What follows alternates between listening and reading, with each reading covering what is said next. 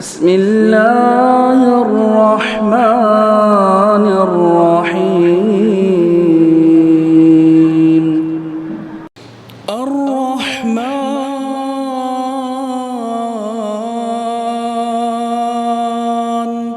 علم القرآن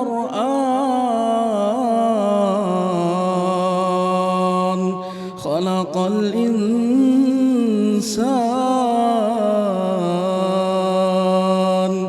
علمه البيان. السلام عليكم ورحمة الله وبركاته. بسم الله الرحمن الرحيم. الحمد لله والصلاة والسلام على رسول الله اما بعد. محترم بھائیوں، بزرگوں، نوجوان ساتھیوں، پیارے بچوں، ماں اور بہنوں، کتاب التوحید کا 59واں باب 59 شروع ہونے جا رہا ہے۔ اس باب کا عنوان ہے منکرین تقدیر کا بیان، تقدیر کا انکار کرنے والوں کا بیان۔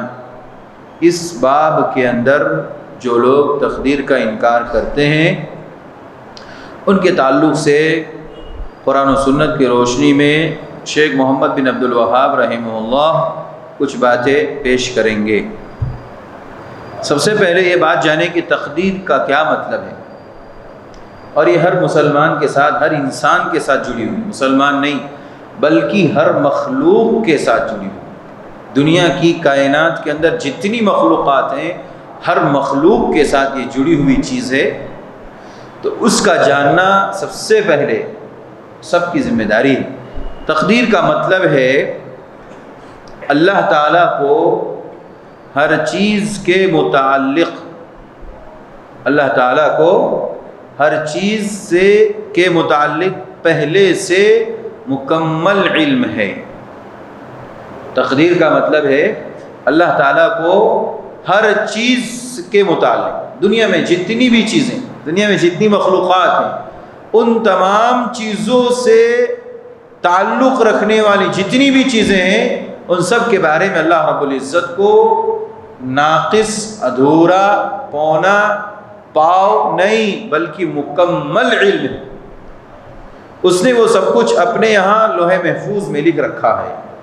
تقدیر میں جو چیز ہماری لکھی گئی ہے وہ ساری چیزیں ایک جگہ لکھی ہوئی محفوظ ہے، وہ لوح محفوظ کے اندر ہے، ہماری سب کی تقدیریں وہاں جمع ہیں، اور ہر امر میں اس کی مشیت ہی کارگر ہوتی ہے۔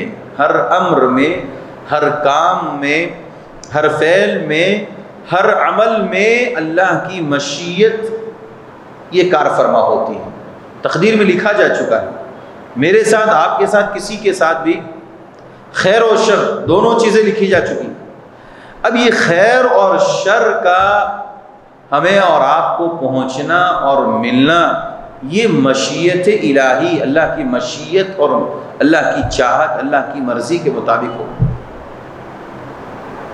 ہر کسی کے ساتھ، ہر کسی کی تقدیر میں خیر و شر لکھا گیا، لیکن اس خیر و شر کا ملنا وہ اللہ رب العزت کی مشیت کے پر ہے۔ وہی ہر چیز کا اور ہر چیز کے تمام اوصاف کا خالق ہے۔ اللہ ہر چیز کا اور ہر چیز کے تمام اوصاف، جس کے اندر جو کیٹیگری ہے، جس کے اندر جو کوالٹی ہے، جو کیفیت ہے، جو شکل ہے، جو شباہت ہے، جو اوصاف ہے، ہر چیز کا خالق بھی اللہ تبارک و تعالی ہے۔ حتیٰ کہ وہی اپنے بندوں کے افعال کا خالق ہے۔ کام ہم کرتے ہیں، نماز ہم پڑھتے ہیں، اس کا بھی پیدا کرنے والا اللہ رب العزت ہے۔ جو بھی عمل ہم کرتے، کھانا ہم کھاتے ہیں، پینا ہم کرتے ہیں، چلنا، دوڑنا، بھاگنا، یہ جتنے اعمال ہیں، افعال ہیں، یہ سارے کے سارے افعال تو ہمارے، کرتے تو ہم ہیں، لیکن اس کا پیدا کرنے والا بھی اللہ تبارک و تعالی۔ اس چیز کا جاننا، اس کو کہتے ہیں تقدیر۔ تو تقدیر میں کتنی چیزیں آ گئی؟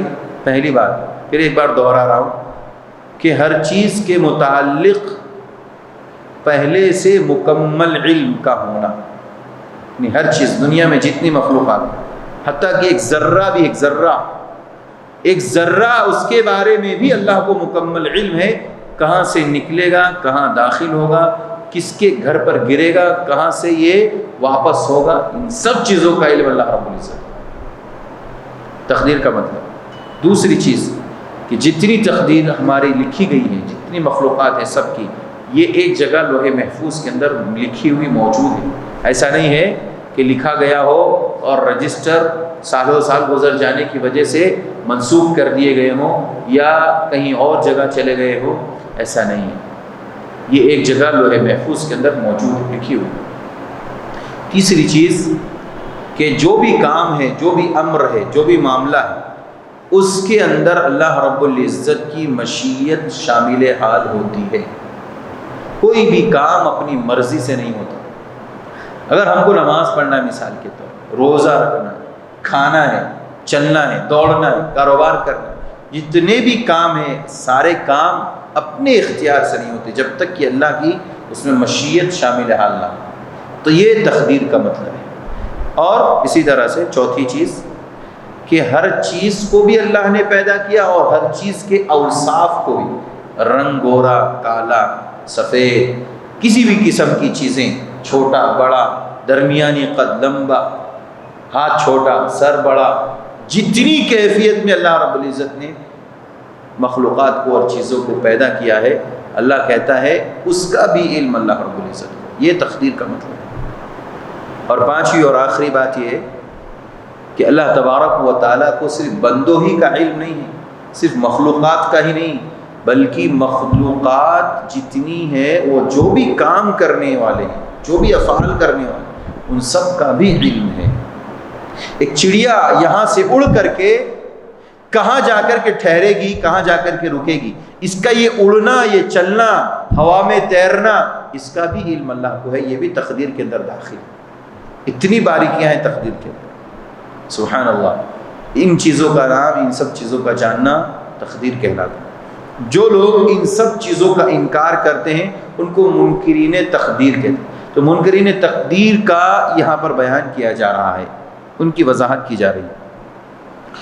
اللہ تعالیٰ نے دیکھے قرآن مجید کے اندر سورۃ الرعد کی آیت نمبر 16 میں کہا کہ اللہ خالق کل شیء، اللہ ہر چیز کا خالق، ہر چیز کا خالق۔ تو تقدیر کے اندر پانچویں بات جو بتائی گئی تقدیر کے مطلب میں کہ اللہ بندوں کا بھی، مخلوق کا بھی اور مخلوق کے تمام افعال کا بھی خالق ہے، تو اس کی دلیل یہاں موجود ہے۔ سورۃ الرعد کی آیت نمبر 16 میں اللہ نے واضح کر دیا اللہ خالق کل شیء۔ یہ لفظ کل جو ہے یہ ہر چیز کو شامل ہے۔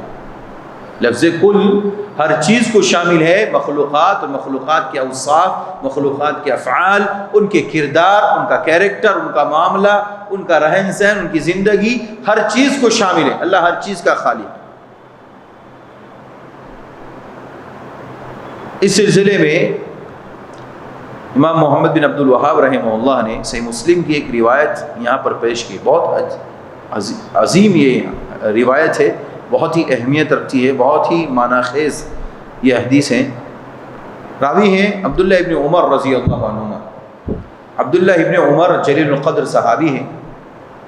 کہتے ہیں کہ اس ذات کی قسم کھا کر کہتے ہیں، اس ذات کی قسم جس کے ہاتھ میں عبداللہ ابن عمر کی جان ہے۔ یہ بات اس لیے کہی جاتی ہے، قسم اس لیے کھائی جاتی ہے کسی چیز کو پختہ کرنے کی۔ کہتے ہیں اگر کسی کے پاس یہ حدیث سنیے اور اس کے بعد آپ تقدیر کا اندازہ کر سکتے ہیں، بہت اہمیت والی ہے، بہت عظیم حدیث ہے۔ کہتے ہیں کسی کے پاس احد پہاڑ کے برابر، احد پہاڑ دیکھا ہے جو سعودی عرب میں جو لوگ رہتے ہیں، جو رہتے تھے، جن لوگوں نے دیکھا ہوگا احد پہاڑ کتنا بڑا، کہا کہ احد پہاڑ کے برابر اگر کوئی آدمی سونا، چاندی نہیں، لوہا نہیں، روپیہ پیسہ نہیں، سونا، گولڈ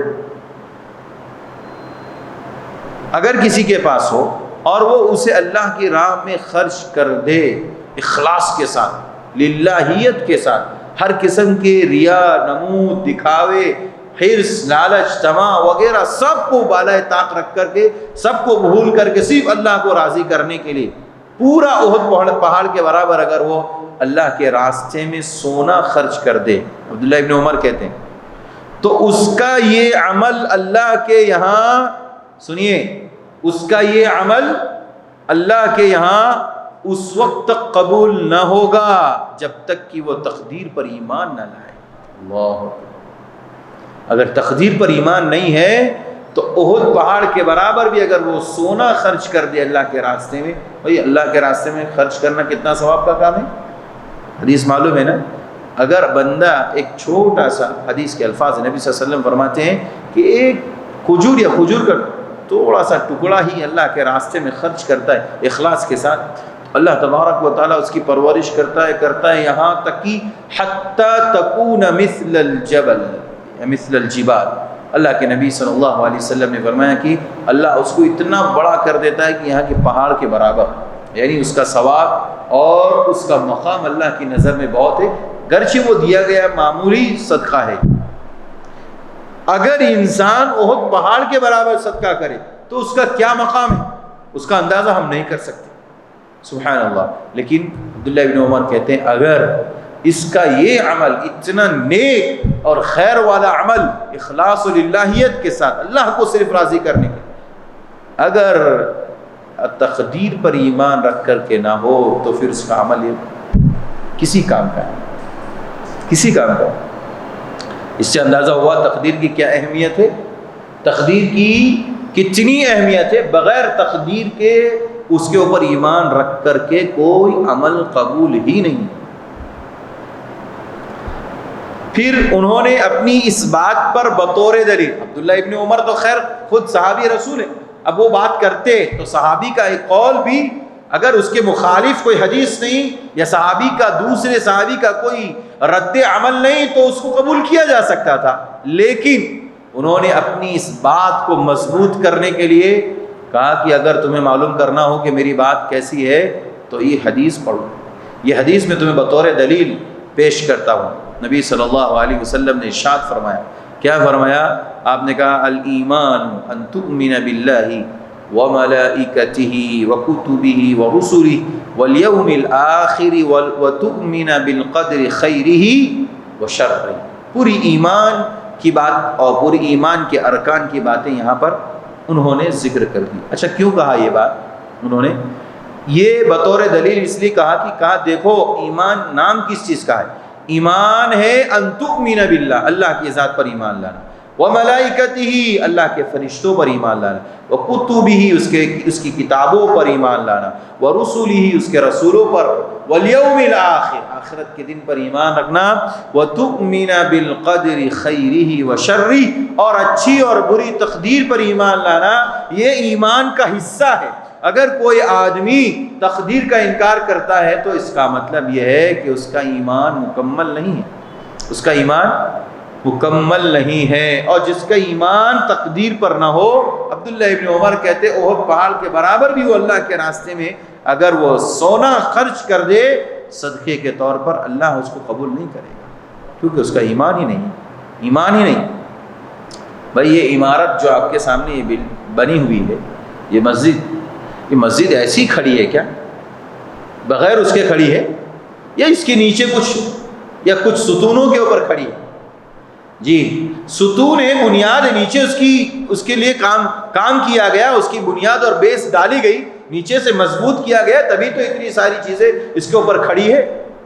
اگر یہ مضبوط نہ ہو یہ کیسے کھڑا رہے گا؟ یہ دھڑ سے گر جائے گا زمین، یہ ختم ہو جائے.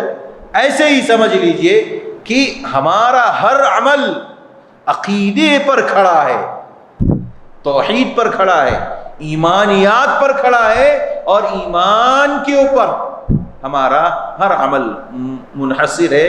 اگر ہمارا ایمان کمزور یا ایمانیات میں سے کسی بھی رکن کا انکار کیا جا رہا ہے تو وہ عمل ختم ہو جائے گا، گرچہ وہ کتنا ہی اچھا کیوں نہ ہو، کتنا بڑا کیوں نہ ہو، لیکن اگر ایمان نہیں ہے تو ختم ہو.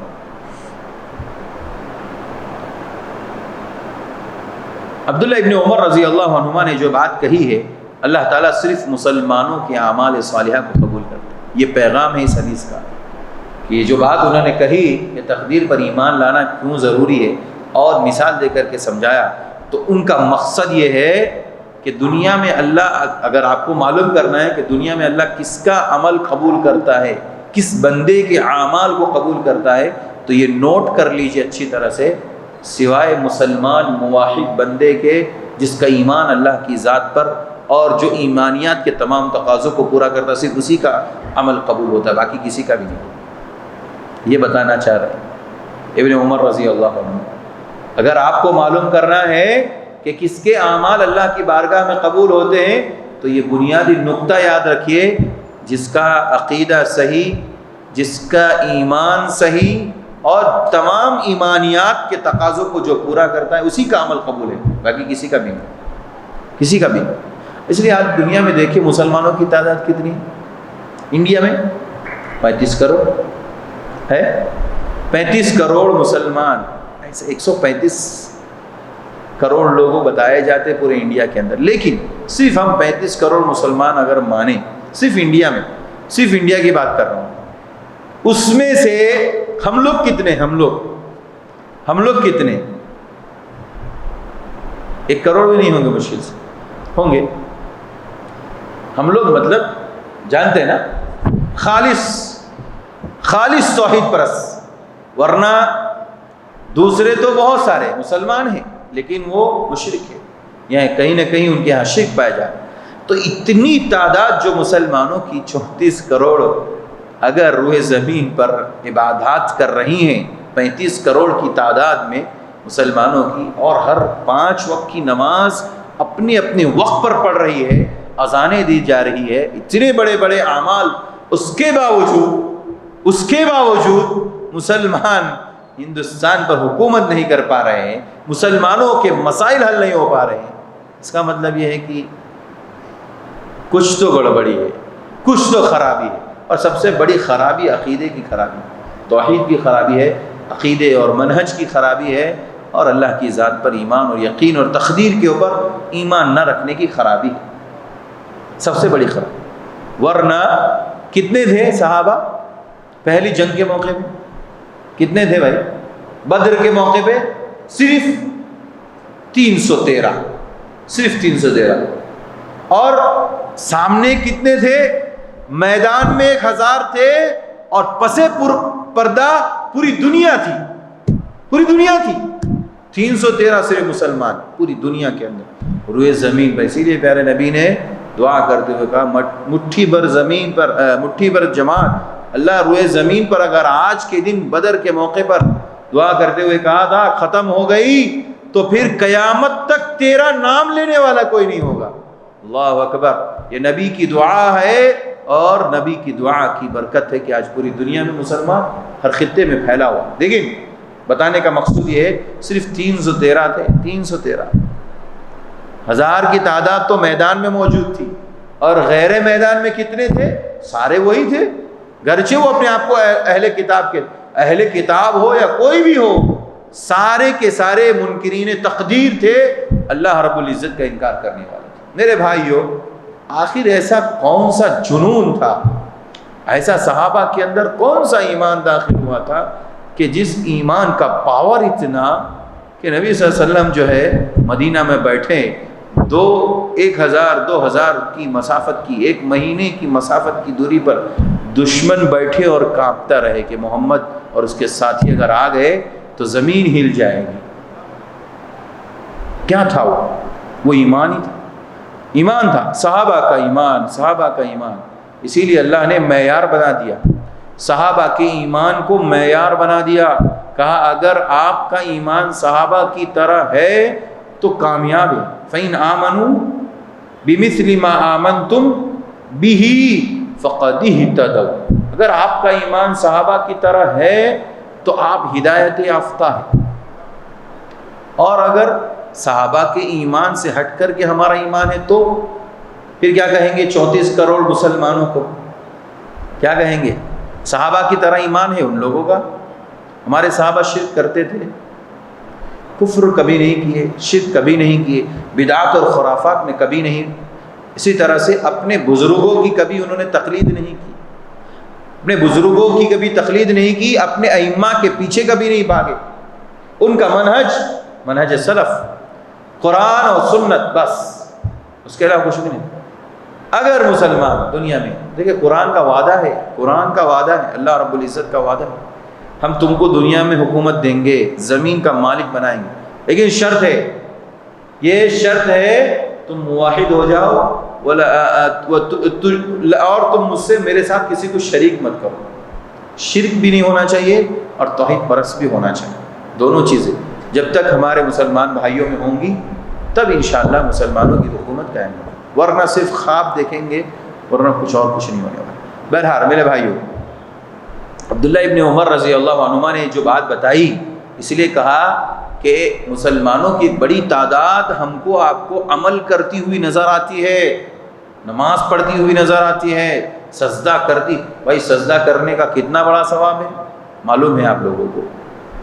ایک سجدہ کرنے سے ایک گناہ معاف ہوتے ہیں, ایک درجہ بلند ہوتا ہے, ایک درجہ بلند ہوتا ہے, گناہ معاف ہوتا ہے ہر سجدے پر.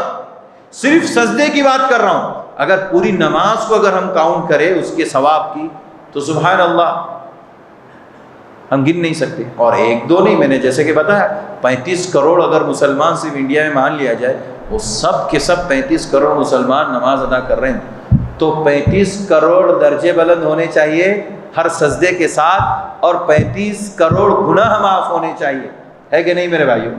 ایک سجدے کی بات کر رہا ہوں میں, اور 5 وقت کی نماز میں کتنے سجدے, کتنے؟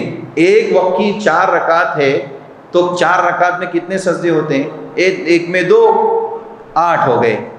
اور 4 والی کتنی نمازیں ہیں؟ ظہر, عصر اور عشاء.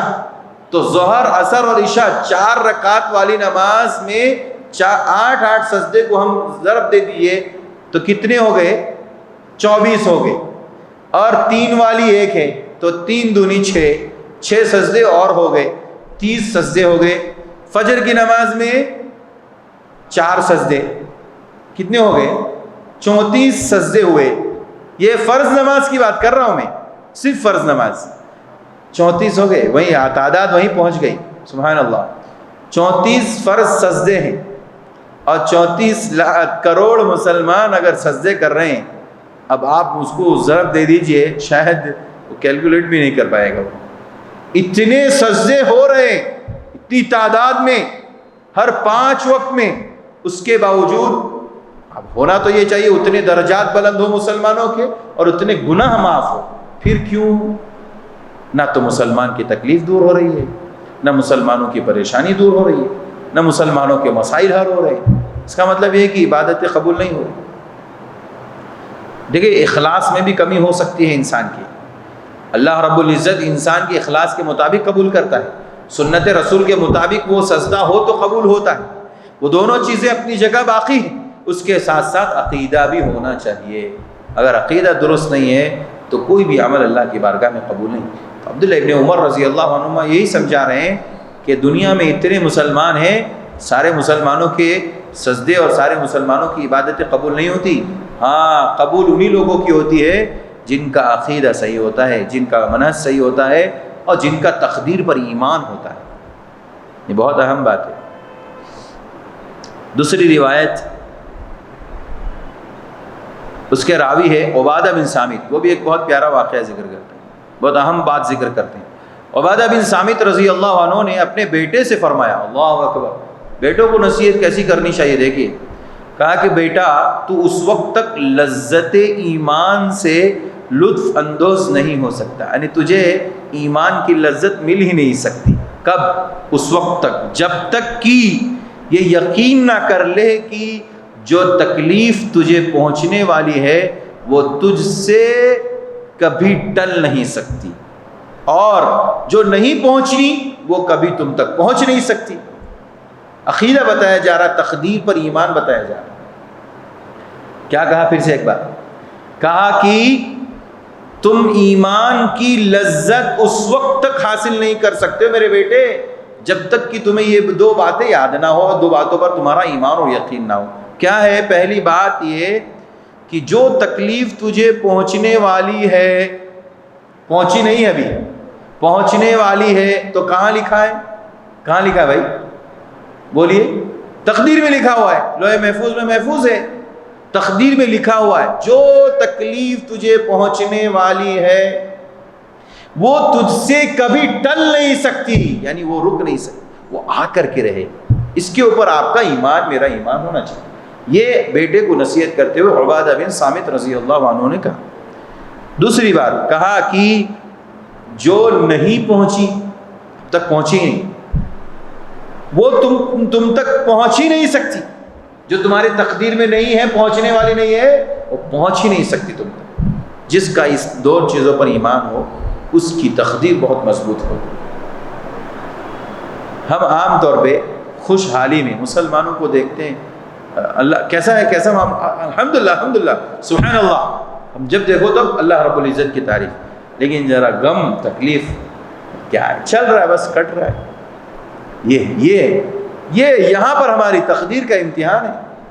دونوں میں فرق ہے، دیکھیے بولنے میں کیا کرنا چاہیے، کیا کہنا چاہیے۔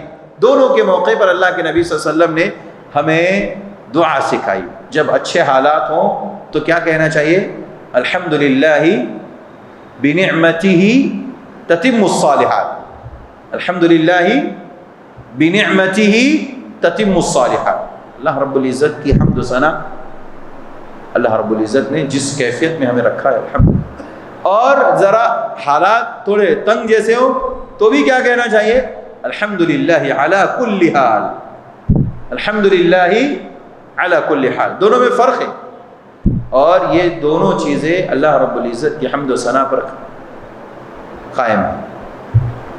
تو اس لیے عبادہ بن صامت رضی اللہ عنہما نے اپنے بیٹے سے کہا کہ بیٹے یہ جان لو جو تمہاری تقدیر میں لکھی جا چکی ہے نا وہ تم کو آنے والی ہے، تم تک پہنچ کر کے رہے گی، جو تکلیف،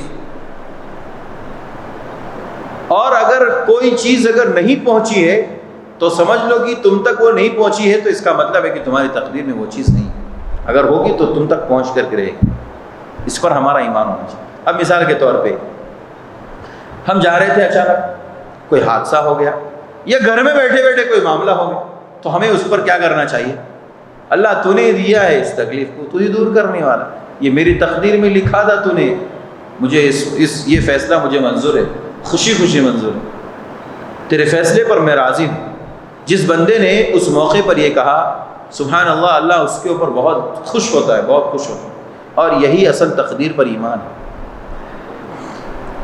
اب عبادہ بن صامت بھی اپنی بات کی دلیل پیش کر رہے ہیں، کہتے ہیں میں نے رسول اللہ صلی اللہ علیہ وسلم کو یہ فرماتے ہوئے سنا۔ عبادہ بن صامت اپنے بیٹے کو نصیحت کرنے کے بعد کہتے ہیں میں اپنی بات ایسے ہی نہیں بیان کر رہا ہوں، میں نے بھی نبی صلی اللہ علیہ وسلم سے سنا ہے۔ کیا ہے؟ کہا ان اول ما خلق اللہ القلم، سب سے پہلے قلم کو اللہ نے پیدا کیا، سب سے پہلے اللہ نے قلم کو پیدا کیا، یہ والا قلم نہیں، قلم لوح محفوظ میں۔ فقال له، اب اس کے بعد اللہ نے اس قلم سے کہا اکتب، لکھ، لکھ، قلم سے کہا لکھ تو۔ فقال یا ربی، اے میرے رب، وماذا اکتب، اے پروردگارہ کیا لکھوں، مجھے کچھ نہیں معلوم، جو تیرا فیصلہ ہوگا وہی ہوگا، وہی لکھوں گی۔ کہا کیا لکھوں؟ قال اکتب، اللہ نے کہا پھر کہا لکھ، مقادیر کل شیء، ہر چیز کی تقدیر لکھ، اللہ اکبر، ہر چیز کی تقدیر لکھ، حتی تقوم الساعہ، یہاں تک کہ قیامت قائم ہو جائے، یعنی جب سے دنیا قائم ہونے والی ہے تب سے لے کر کے قیامت تک جتنی چیزیں ہونے والی سب لکھ دے، تو سب لکھ دے۔ بتا اللہ لکھنا شروع کر دیا، لکھ دیا، تقدیر لکھی جا چکی اور لوح محفوظ میں۔ یہ حدیث بیان کر کے عبادہ بن صامت کیا کہتے ہیں، دیکھو کہتے بیٹا میں نے رسول اللہ صلی اللہ علیہ وسلم کو یہ فرماتے سنا ہے، یہ حدیث تو میں نے بتائی تمہیں، اللہ نے کہا، اللہ کے نبی نے کہا کہ ہر چیز کو اللہ نے لکھ دیا ہے اور قلم کے ذریعے لکھوا دیا ہے اور لوح محفوظ میں موجود ہے۔ کہا کہ بیٹا میں نے یہ بھی سنا فرماتے ہوئے نبی صلی اللہ علیہ وسلم کو، مماتا، جو آدمی مر گیا، علی غیر ھذا، جو یہ باتیں جو میں نے بتائی ہے تم کو نبی صلی اللہ علیہ وسلم کی، اس کے علاوہ دوسرے راستے پر، تو فلیس منی، وہ مجھ میں سے نہیں ہے، وہ مسلمان نہیں، وہ مسلمان نہیں ہے، وہ مسلمان ہو کر کے نہیں مرا، اس کا تقدیر پر ایمان نہیں تھا۔ اللہ اکبر، یہ باریکیاں ہیں۔ کہا کہ جو آدمی یہ اس بات کا انکار کرے کہ اللہ نے تقدیر نہیں لکھی، ایسے سب ہو جا رہا ہے، تو سمجھ لیجئے کہ وہ اللہ کی تقدیر کا انکار کر رہا ہے، اور اللہ کی تقدیر کا انکار کرنے والا کافر ہے وہ۔ اس لیے ایمان ہمارا تقدیر پر بہت مضبوط ہونا چاہیے، عبادہ بن ثابت رضی اللہ عنہ نے اپنے بیٹے کو نصیحت کرتے ہوئے یہ باتیں ذکر فرمائی۔ اس کے بعد ایک اور حدیث ہے، مسند احمد کی ایک روایت ہے، اس میں ہے ان اول ما خلق اللہ تعالی القلم، سب سے پہلے اللہ نے قلم کو پیدا کیا، فقال له، اسے کہا اکتب، لکھو، فجزا فی تلک الساعة ما هو کائن الى یوم القیامہ، تو کہتے ہیں راوی کے چنانچہ اسی وقت قیامت تک ہونے والی ہر چیز، ہر بات کو قلم نے لکھ دیا لوح محفوظ میں۔ یہ حدیثیں جو بیان کی جا رہی کہ قیامت تک آنے والی ہر چیز کو لکھ دیا قلم نے، تو یہ کیوں؟ یہ بتایا جا رہا کہ تقدیر لکھی جا چکی ہے، تقدیر لکھی جا چکی ہے، یہ بعد میں ہونے کے بعد نہیں لکھی جاتی۔ کسی کا حادثہ ہو جاتا ہے اس کے بعد نہیں لکھا جاتا، یہ سب لکھی ہوئی ہے، اسی کے مطابق سب چیزیں ہو رہی ہیں۔ ہمیں خوشی مل رہی ہے، ہمیں غمی مل رہی ہے، ہمیں تکلیف پہنچ رہی ہے، ہمیں راحت مل رہی ہے، ہمیں آرام مل رہا ہے، جو کچھ بھی ہے سب ہماری زندگی کے ایک ایک لمحے کو، ایک ایک پوائنٹ کو، ایک ایک چیز کو اللہ نے تقدیر میں لکھ دیا ہے، اور اسی کے مطابق سب چیزیں ہو رہی ہیں۔ ابن وہب رحمہ اللہ روایت کرتے ہیں، رسول اللہ صلی اللہ علیہ وسلم نے فرمایا کہ فَمَن لَّمْ يُؤْمِن بِالْقَدْرِ، دیکھیں ایمان بالقدر کی کتنی بڑی اہمیت ہے، تو کہتے ہیں کہ جو شخص قدر پر یعنی تقدیر پر ایمان نہیں رکھتا، خیرہ و شرہ، اس کے شر کے اوپر بھی اس کے خیر کے اوپر۔ بھائی شر کیا ہے؟ ہمارے ساتھ جو حادثات، غمی، تکلیف، مصیبت، یہ سب بھی تقدیر میں لکھی ہوئی ہے، یہ ایمان بالشر ہے۔ اور ایمان بالخیر کیا ہے؟ ہمارے ساتھ جو بھی نیکیاں بھلائیاں ہونے والی ہیں، جو کچھ بھی ہمیں اچھائیاں ملتی ہیں، جس میں ہمیں خوشی ملتی ہے، وہ سب ایمان بالخیر ہے۔ تو ایمان بالخیر پر بھی ایمان رکھنا ہے، ایمان بالخیر شر کے اوپر بھی ایمان رکھنا ہے۔ تو ابن وہب کہتے ہیں نبی صلی اللہ علیہ وسلم نے فرمایا کہ جو شخص ایمان بالخیر قدرہ و شرہ پر ایمان نہیں رکھتا ہے، احرقہ اللہ النار، اللہ اسے جہنم میں جلائے گا۔ معلوم یہ ہوا کہ تقدیر کا انکار کرنے والا، منکرین تقدیر کو اللہ جہنم میں ڈالے گا، وہ جنت میں نہیں داخل ہو سکتا۔ جنت میں داخلے کے لیے تقدیر پر ایمان ضروری ہے، شرط ہے۔ اسی طرح سے ابی ابن کعب، ایک ابن الدیلمی سے ایک روایت ہے، ابن الدیلمی کہتے ہیں کہ میں نے ابی ابن کعب، صحابی رسول ہے، ابی ابن کعب رضی اللہ عنہ کی خدمت میں حاضر ہوا، اور میں نے کہا میرے دل میں تقدیر کے بارے میں کچھ شبہات ہے، کچھ ڈاؤٹ ہے، آپ کوئی حدیث بیان فرمائیے۔ ابی ابن کعب سے کہا آپ کوئی حدیث بیان کر دیجئے میرے سامنے، تاکہ اللہ تعالیٰ میرے دل سے ان شبہات، ان ڈاؤٹس کو ختم کر دے۔ ابن دیلمی کہتے ہیں ابی ابن کعب رضی اللہ عنہ نے فرمایا کہ وہی بات جو عبداللہ ابن عمر نے کہی ہے، کہا کہ لو انفقت مثل احد ذهبا ما قبله اللہ منك حتى تؤمن بالقدر۔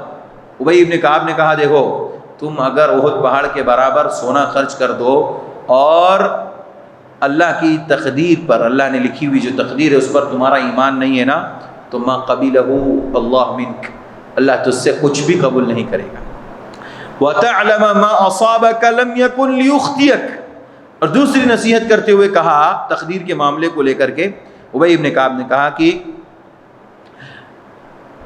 تمہارا یہ عمل اس وقت قبول نہیں ہوگا جب تک کہ تم تقدیر پر ایمان نہ لاؤ، اور ساتھ یہ یقین نہ رکھو کہ جو تکلیف تمہیں پہنچنے والی ہے وہ تم سے ٹل نہیں سکتی، اور جو مصیبت آنے والی نہیں وہ کبھی تم تک پہنچ نہیں سکتی۔ وہی بات جو پیچھے گزر چکی۔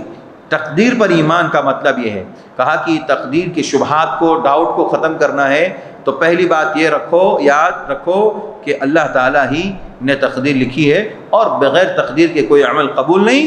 دوسری بات یہ ہے تکلیف جو لکھی جا چکی ہے وہ آ کر رہے گی، اور جو تقدیر میں نہیں لکھی ہے وہ کبھی مجھ تک پہنچ نہیں سکتی۔ یہ تقدیر کے شبہات کو ختم کرنے والی باتیں ہیں۔ اور کہا کہ اگر تمہارا عقیدہ اس کے خلاف ہو اور تم اسی طرح مر گئے تو تم جہنمیوں میں سے ہوں گے۔ ابی ابن کعب رضی اللہ عنہ نے کہا اگر یہ باتیں جو میں نے عقیدے کے تعلق سے ذکر فرمائی اس کے علاوہ تمہارا عقیدہ رہا، یعنی تمہارا عقیدہ یہ رہا کہ تکلیفیں ایسے ہی آ جاتی ہے، تقدیر میں نہیں لکھا ہوا ہے، اور کبھی آتی بھی ہے کبھی نہیں بھی آتی ہے، ہاں اگر کسی نے یہ عقیدہ رکھا تو کہا کہ وہ آدمی مر گیا تو وہ کفر پر مرے گا اور اسے اللہ تعالیٰ جہنم میں داخل کرے گا۔ وہی ابن کعب نے بہت جامع نصیحت فرمائی۔ ابن دیلمی جو سوال کرنے والے تھے ابی ابن کعب سے، وہ کہتے ہیں کہ اس کے بعد عبداللہ ابن مسعود، حذیفہ ابن الیمان، بڑے بڑے صحابہ ہیں، زید بن ثابت رضی اللہ عنہم کے پاس آیا اور ان کو اپنے شبہات سے آگاہ کیا. جو بات میں نے ابو ابی ابن کعب سے کہی تھی کہ مجھے ایسے ایسے شبہات ڈاؤٹ آتے ہیں میرے دل میں، وہی بات میں نے عبداللہ ابن مسعود، حذیفہ ابن الیمان، زید بن ثابت اور دیگر صحابہ کو ملا تو میں نے ان کے سامنے بھی وہی بات کہی جو میں نے ابی ابن کعب سے کہی. تو انہوں نے بھی نبی صلی اللہ علیہ وسلم کی یہی حدیث سنائی جو ابی ابن کعب نے سنائی. معلوم یہ ہوا کہ ابن دیلمی کہتے ہیں کہ میں نے خالی یہ مسئلہ ایک آدمی سے نہیں سنا، صحابہ کی ایک بڑی جماعت سے میں نے سنا ہے. انہوں نے کہا کہ کوئی آدمی تقدیر پر ایمان رکھے بغیر کوئی نیک عمل کرتا ہے تو اللہ اس کے عمل کو قبول نہیں کرتا. دوسری بات، جو تقدیر میں تکلیفیں مصیبتیں لکھی جا چکی ہیں وہ پہنچ کر رہے گی. تیسری بات، جو نہیں لکھی ہے وہ کبھی نہیں آ سکتی. یہ تین چیزیں کہا کہ کئی صحابہ سے میں نے سنا، اور یہ جب باتیں میں نے سن لی تو میرے جو دل میں شبہات تھے، جو ڈاؤٹس تھے، وہ سارے ڈاؤٹ میرے ختم ہو گئے اور میں مطمئن ہو گیا کہ نہیں، اب تقدیر کے اوپر ایمان کے بغیر کوئی چارہ کار ہی نہیں، کوئی چارہ کار. اسی کا نام ہے تقدیر اور اسی کے نام ہے تقدیر پر ایمان. میرے بھائیوں، بہت اہم اور بہت حساس مسئلہ ہے تقدیر پر ایمان لانا. اس لیے جتنا ہو سکے ہمیں اللہ رب العزت کی طرف چیزوں کو منسوخ کرنا چاہیے اور تقدیر پر راضی ہونا چاہیے. ہر فیصلے میں اللہ رب العزت سے دعا ہے اللہ تعالیٰ ہم سب کو حسن عمل کی توفیق عطا فرمائے، سنت رسول کے مطابق زندگی گزارنے کی توفیق عطا فرمائے. جب تک اس دنیا میں زندہ رکھے ایمان پر زندہ رکھے، جب خاتمہ ہو ایمان پر ہو. آمین. وآخر دعوانا ان الحمد للہ رب العالمین. السلام علیکم ورحمۃ اللہ.